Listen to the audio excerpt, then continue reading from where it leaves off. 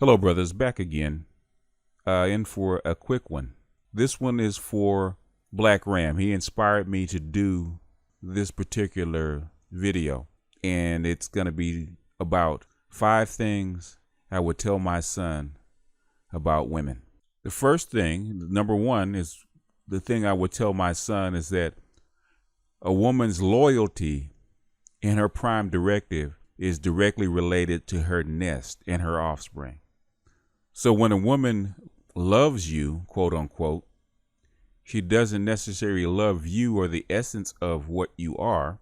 She loves the idea of what you are.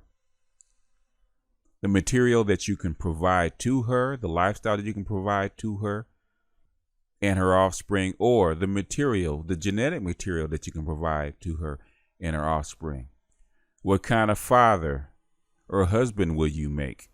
What will your children look like? If you ever heard women talking about a man that she's dating with her girlfriends, they always talk about what kind of babies that the two of you are going to make. Do you make a cute couple? Will you make cute babies? But when women talk, they talk about you to themselves, or sometimes even to your face. That's where the discussion goes. That's where the topic goes. So that's number 1, the most essential thing about understanding a woman. The second thing I would tell my son about women is that women do not see the world as you do. Just like a positive image and negative film, or just like yin and yang. Men and women are polarized reflections of each other. Women feel the world and men think the world. A man will see something in his life, in reality. He'll think about it, come to a decision, and then he'll see how he feels about the decision that he made. A woman will see the same thing in reality, get an emotion about it one way or the other, and then she'll logically reflect on the emotion that she felt from the event, whether that emotion was right or wrong. That's why when you're dating a woman or approaching a woman, the first thing you have to do is make her feel safe and comfortable before she even thinks about what you're saying to her or the reality of the situation. If a woman approaches a man, the first thing he's trying to ascertain is what he thinks about her. What does she look like? How is she dressed? What the circumstance is? What's she saying to him? What kind of personality does he think she has? And then after all that, he processes that and comes to a decision. Then he'll start to garner whether he feels safe and comfortable around her. Same situation. You come into the same 2 decisions, but you're coming at them differently. And that's the essence of how men and women view the world. A woman feels the world and a man thinks the world. That's why a woman uses 10 times the number of words that a man uses, because she's not trying to express a thought or express a reality. She's trying to express a feeling. That's why she uses more adjectives and descriptors. She's trying to paint a scene so you can get the feeling of what it was like in her mind and how she felt about a particular situation.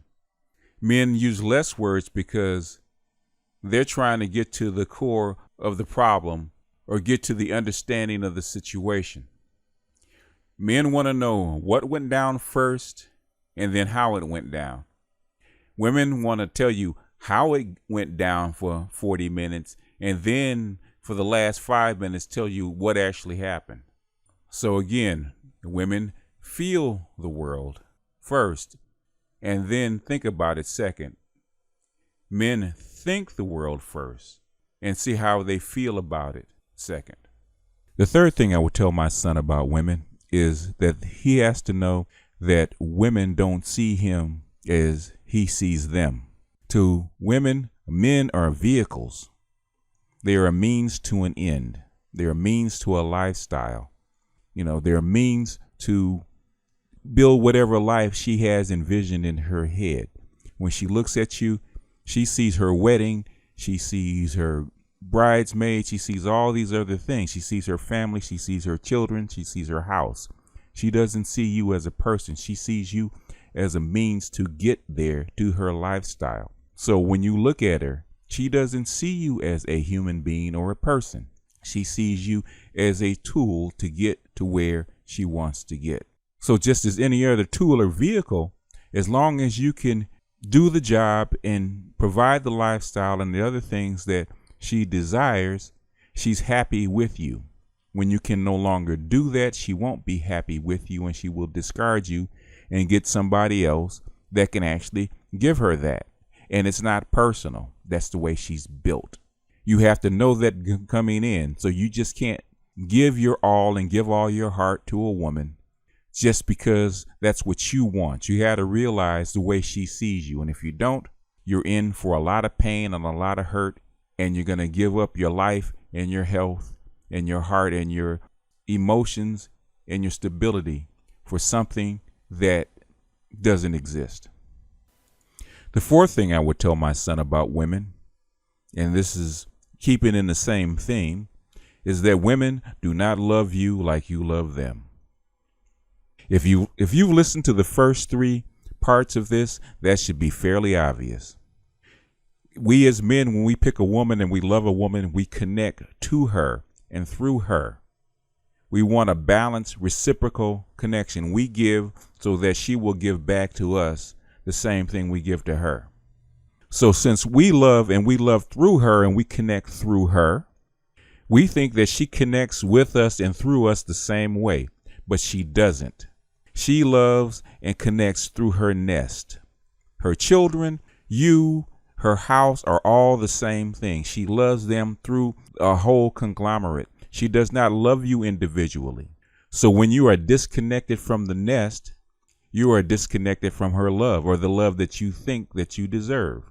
She doesn't give to you so that you can give back the same way you do. You got to remember, you provide the energy, and she only reflects that energy back to you. And just like the sun and the moon, the sun's love and energy is not the same as the moon's love and energy. The moon's love and energy is a reflection of the sun, and you got to view her that way. She is her love to you is a reflection of your love that you give to her. So I would tell him that the thing is that she doesn't generate love, you do. You're the one that generates love and passion. She does not. She gives it back to you. And the last thing I would tell my son about women is very fundamental, and it's probably the most important, is about mission between male and female. A woman's ultimate mission in life is to have offspring and her nest and perpetuate life. That is her mission. That is her biological function. That is the mission that guides her through her whole entire life. She picks you, her house, where she lives, her job as a function of that mission, which is different from yours. A man's mission is to his passion, and you have to have a passion, because a passionless man is like a ship with no rudder or no direction. If you don't have a passion, a mission, and a direction in life, you're going to get swallowed up by hers. If you pick a woman, you're going to become weak and ineffectual, and you won't be happy. And by the same token, if you do have a passion, a mission, and a direction in life, you have to find a woman that's going to get on board with those three things. And no matter how she looks, how good her sex is, what kind of personality she has, it doesn't matter. If she's not on board with those three things, she's no good to you. You cannot pick a woman for the wrong reasons. And if you don't have those three things in place, your passion, your mission, and your direction, you are going to pick a woman for the wrong reasons, and you're not going to be happy, and things are going to end badly. Take it from an old man that knows, that's been through this stuff, okay? A woman is an accessory, not a priority. With that, I'm going to close out, and I'll see you guys next time. Peace.